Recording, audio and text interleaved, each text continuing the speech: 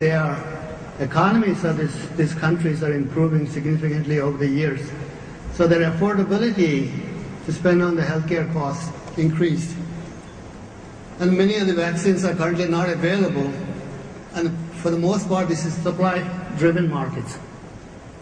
So that whole scenario itself creates a compelling scene for the growth of these products, vaccines.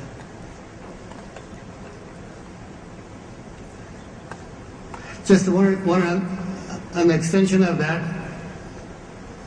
So this growth can be expected to sustain for a long time because of the fast-growing economies, in particularly India and China. There's high teen rates expected in both countries, multiple unmet vaccination needs, sustained growth in different market segments, both private and public. And some of these cost-related issues were offset by the funding opportunities now available through Gavi, UNICEF, and other private foundations that are providing huge sums of monies to the governments to actually vaccinate. You probably saw in polio and saw many other vaccines now. The Bill and Melinda Gates Foundation donating billions of dollars for that. That is also fueling some of these opportunities for vaccines to grow and also provide the ultimate need of the people. Again, it's in this particular region, it's growing from 2008 to 2013, almost double.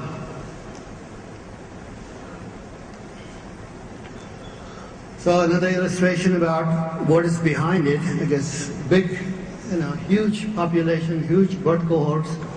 You can see that particularly in China, 18.7 million. India alone, 25.1 million births every year requiring vaccinations. In comparison, if you look at Western world, Mexico, Brazil, and all that. So this region is actually fueling this growth of this particular industry and this particular vaccines much faster pace. As a matter of fact, the vaccine market growth is outstripping the pharma business. It used to be the other way around, if you remember. In the recent past, from 2010 to 2017, the 10 years, you can actually see some of these newer vaccines, rotavirus, HPV, meningococcal dengue, adult boosters, flu, all of this is going to have a significant impact on the growth of these vaccines because of the nature and the unmet medical need is out there.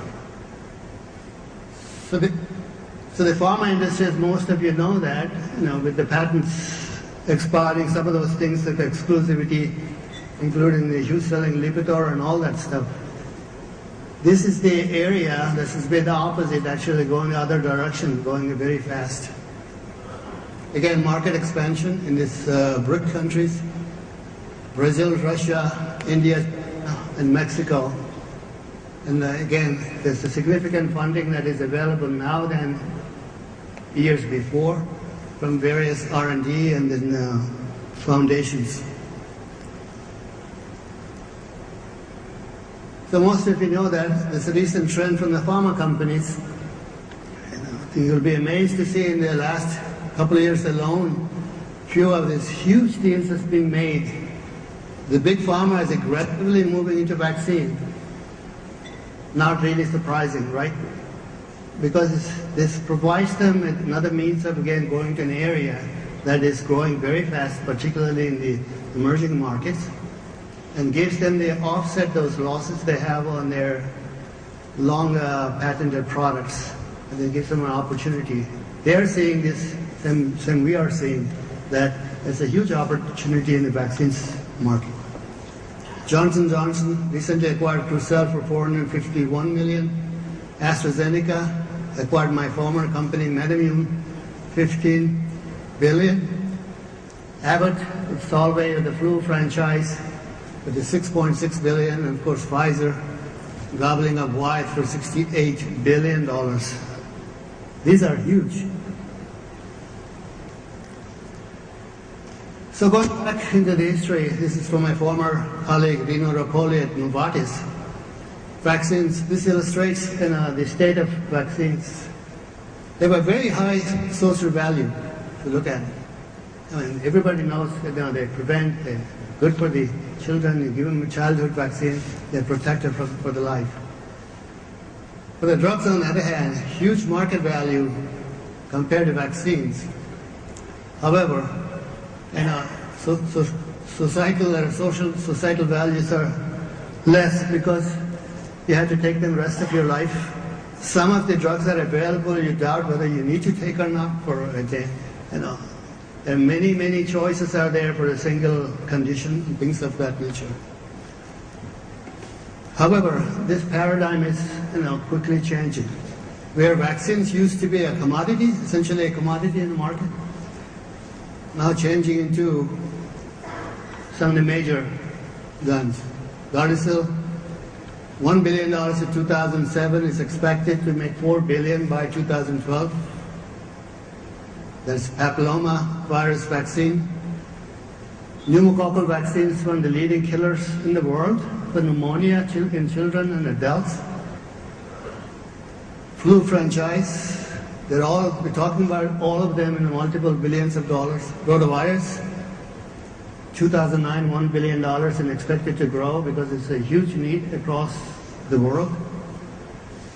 And that particular paradigm became a commodity to actually making a significant product and also a meaningful product that is saving lives, affecting the impact of the healthcare system worldwide.